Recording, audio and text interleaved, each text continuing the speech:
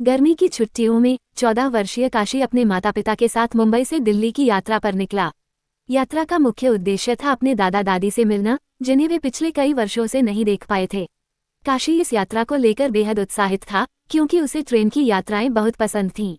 Train में उनकी सीटें एक छोटे से कूपे में थीं, जहां उनके अलावा एक बुजुर्ग महिला और एक युवा व्यक्ति भी सफर कर रहे थे।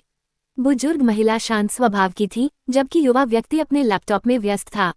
यात्रा के दौरान काशी खिड़की से बाहर देखते हुए गांवों, खेतों और नदियों के दृश्य का आनंद ले रहा था। शाम होते होते ट्रेन एक छोटे से स्टेशन पर रुकी। काशी ने देखा कि प्लेटफॉर्म पर एक साधु खड़ा था, जिसकी आंखें चमक रही थीं।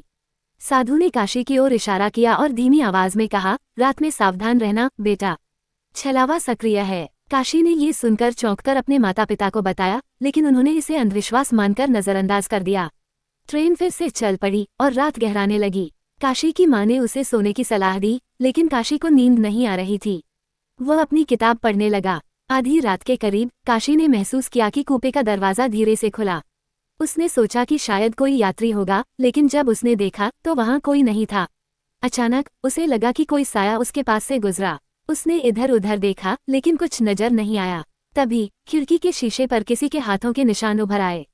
काशी डर गया और अपने माता पिता को जगाया। उन्होंने खिड़की की ओर देखा, लेकिन वहां कुछ नहीं था। उन्होंने काशी को समझाया कि यह उसकी कल्पना हो सकती है और उसे सोने की सलाह दी। काशी ने सोने की कोशिश की, लेकिन उसका मन अशांत था।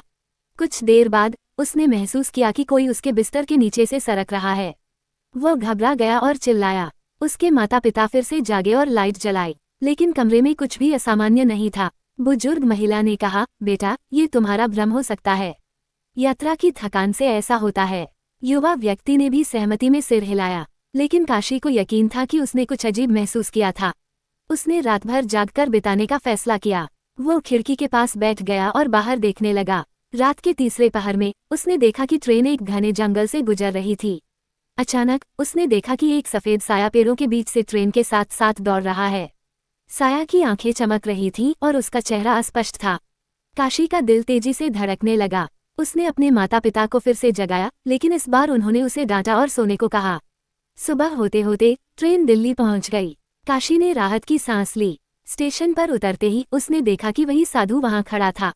साधु ने मुस्कुराकर कहा, तुमने छलावे की रात को झेला बेटा, अब तुम सुरक्षित हो। काशी ने साधु को धन्यवाद दिया और अपने माता पिता के साथ घर की ओर बढ़ गया।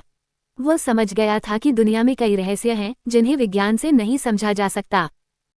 अगर ये कहानी पसंद आए तो इस चैनल को लाइक, शेयर और सब्सक्राइब ज़रूर कीजिएगा, ताकि ऐसे ही नई नई कहानियाँ आपको सुनने को मिले।